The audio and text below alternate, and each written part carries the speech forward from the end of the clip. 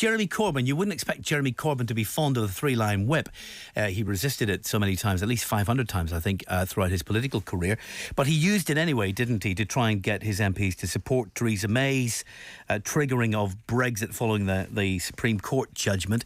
And he had quite a little bit of a rebellion there. 47 Labour MPs voted against the triggering of Brexit. Some of those who didn't have voted included some of his great supporters like Diane Abbott.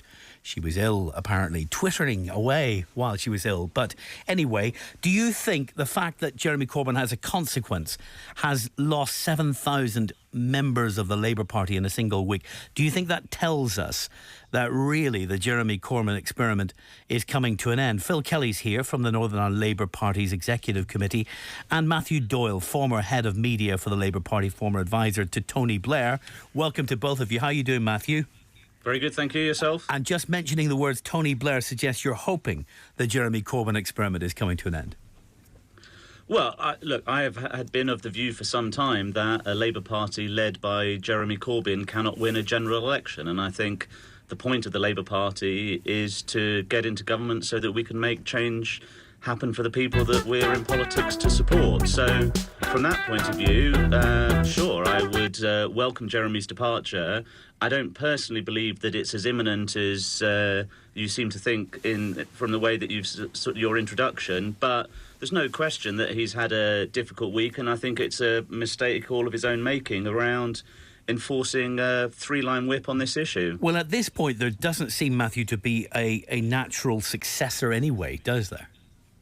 No, I mean, obviously people are talking about Clive Lewis, who's used to be one of Jeremy Corbyn's core supporters. He's clearly on manoeuvres in some form or other. What that actually means, I've no idea.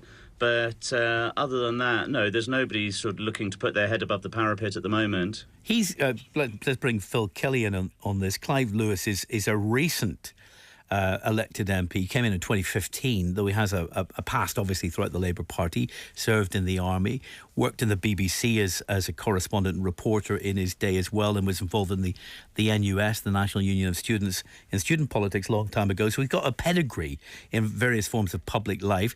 Is he in any way a contender at this point? Well, what I would say, that anyone that knows me would know that I have the highest regard for Clive Lewis. I admire him greatly. He stands on very, very firm principles, but there is no leadership contest. Jeremy Corbyn is not being challenged at this moment, and it's interesting that the spark for this, the headline figure of 7,000 people leaving the party. Yeah, it is, but it's interesting that Corbyn's critics will find crisis in anything, because it was the same people who then barred 150,000 people from voting in the leadership election last year, who now suddenly 7,000 is an important number. Well, they felt willing and able to stop 150,000 people voting who had joined the party inspired by that kind of politics. So that's 7,000. That's not significant. Losing 7,000 people in 1 week is not significant. I would say for a political party. Regardless of Corbyn and beyond Corbyn, that the rupture that we're seeing within the Labour Party was inevitable. It was always going to happen. It was an unworkable coalition. What you have is the death of a politics that became irrelevant. It dug its own grave, and it has no relevance or answer to the problems that faces society. You're talking about Blairite politics. Yes, and I'm talking beyond that, because we see it throughout politics in general, from the centre-right, the centre-left, across Europe and in America. It doesn't answer the fundamental problems. And let me quote Gramsci, just to confirm in our Blairite friends'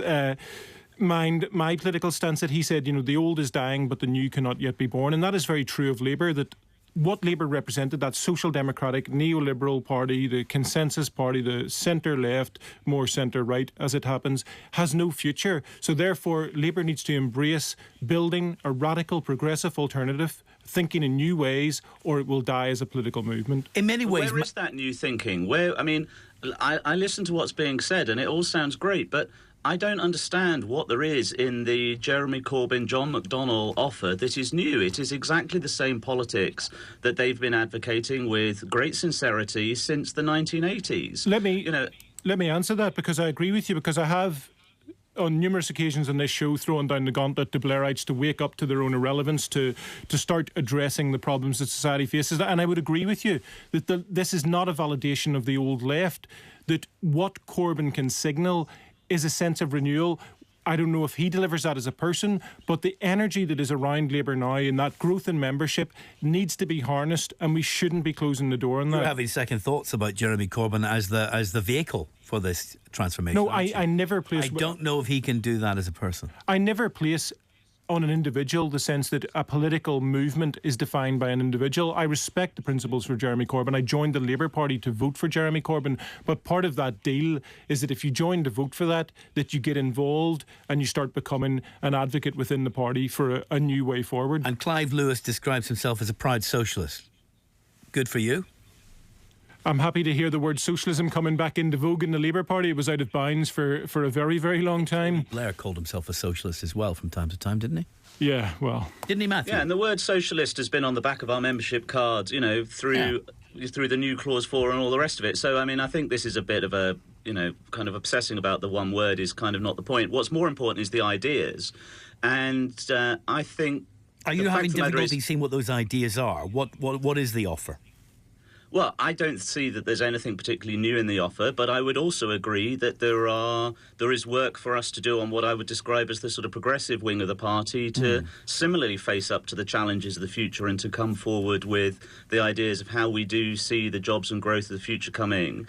But this short-term crisis around Brexit is obviously all-consuming at the moment, and I think you're seeing a real threat to the Labour Party in a pincer movement, if you like, from the Liberal Democrats in the metropolitan areas, and it's not a coincidence that the majority of the MPs who rebelled last week are ones who have got the Liberal Democrats in second place in their constituency.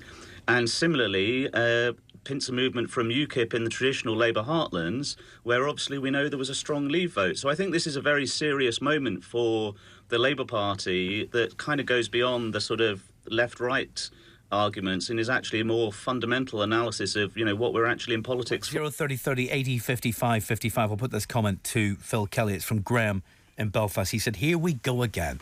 Phil Kelly and his sound bites, now quoting Gramsci. I am one of the 7,000 who left, although admittedly I only joined last summer, hoping to push Corbyn away. Corbyn is not a truth teller, which makes it odd that he has such devoted disciples. A devoted disciple. The insults come thick and fast on this show. You can cope. Trotsky, I can cope. Your previous caller there also mentioned appeal. Who does Jeremy appeal to? Well, I would say this. Jeremy needs to appeal to people who desire to see the National Health Service survive.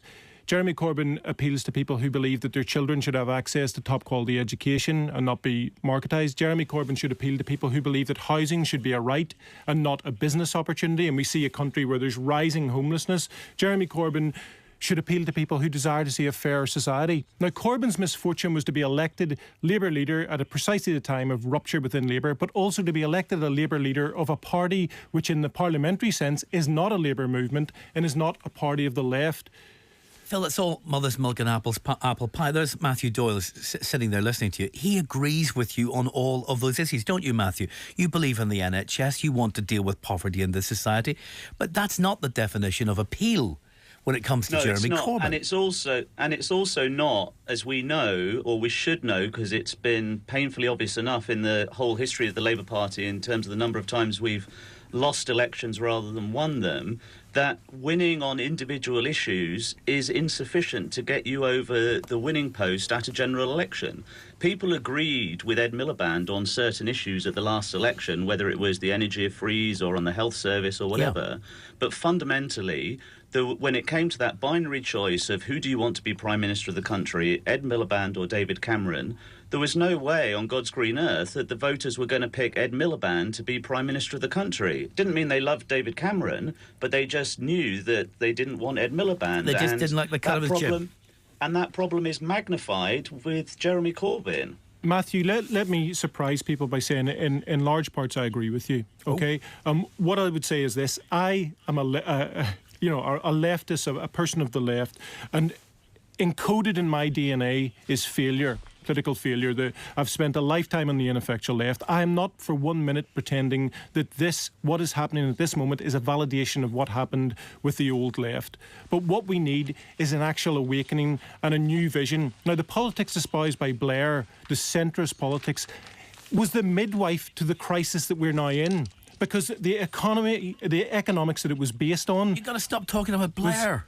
Yes, Blair's gone. The problem is, William, Blair has gone, but the consensus around the economics that underpinned Blairism, that underpinned Thatcherism, that underpinned all these centrist liberal democratic parties is nonsense, and it's evaporated. It's like Wile E. Coyote, okay? In 2008, Wile E. Coyote runs over the cliff and he keeps running for a while, and then he stares into the camera, then he looks down, then he has a resigned look and a tragic look, and he falls into the abyss. That's where the global economic reality is now. We've gone over the cliff in 2008, Phil, and we need to look down. Matthew. So, Phil, how do you explain the fact, then, that the only time in the whole of its history the Labour Party has won 3 general elections in a row, the only time in the last 50 years the Labour Party has won an election at all has been with Tony Blair as the leader?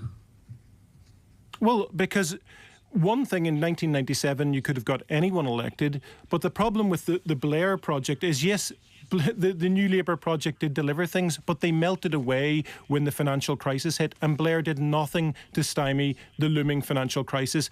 Your hospitals were paid for by PFI, which are now an albatross around the National Health Service, the academisation of schools, foundation hospitals, the implementation of student you're just saying fees. those things. Those are all things. So academy schools... They're a toxic legacy.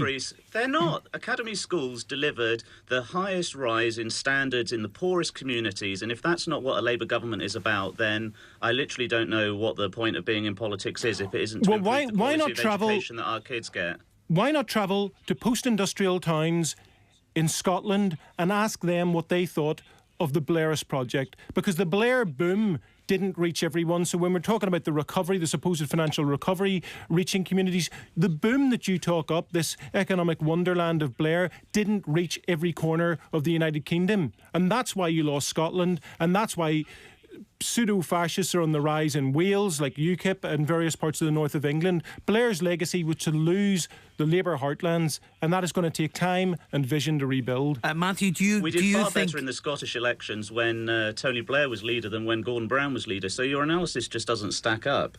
The fact of the matter is, Phil, if it wasn't for the Iraq war, Tony Blair could probably get re-elected. Even now.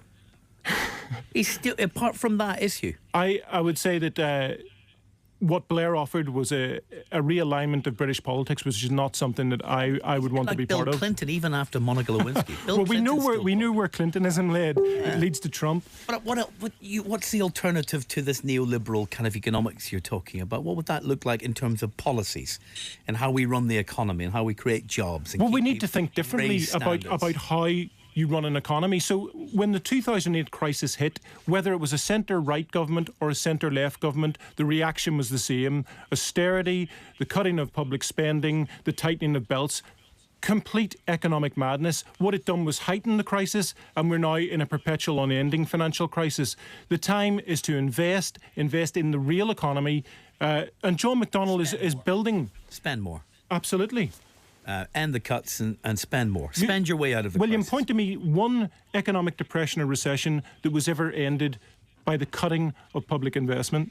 Now, these are economics ideas, and they're big hitters, heavy hitters within economics who have made those arguments for spending your way out of austerity, out of a crisis like this. No question about it. But you are talking about a revolution in the way that we do politics and the way we do economic life in Britain. And then you put Jeremy Corbyn up as the mascot of that revolution. And to a lot of people, he just looks like a dishevelled pseudo-politician. Well, it's interesting that the terms that is used to describe Jeremy Corbyn and how he's analysed by the media, by the Murdoch press, the same isn't ever applied to Miss Mayhem, Theresa May, as she holds the hand of President Trump. She is not held to the same account. And if you look at the actual workings of this Tory government... She's got a free ride now with Corbyn there, hasn't she? Yeah, and that is largely thanks to a toxic media campaign, but also to the albatross of the Parliamentary Labour Party. Donald Trump now. Phil, you can't keep talking about the Parliamentary Labour Party in that way. I mean, I really want to get to the bottom of what you're actually saying here, because are you essentially saying that you don't have confidence in the majority of the members of the Parliamentary Labour Party and that you would support moves to deselect them? Absolutely. Let me make it clear that when Harriet Harman was stand-in leader of the Labour Party and she chose to abstain and ask Labour MPs to abstain on the Tory welfare bill, at that point they ceased to be advocates for normal people in the society. I would say that the Parliamentary Labour Party was hollowed out under Blair, and what we're left with is a very ineffectual rump.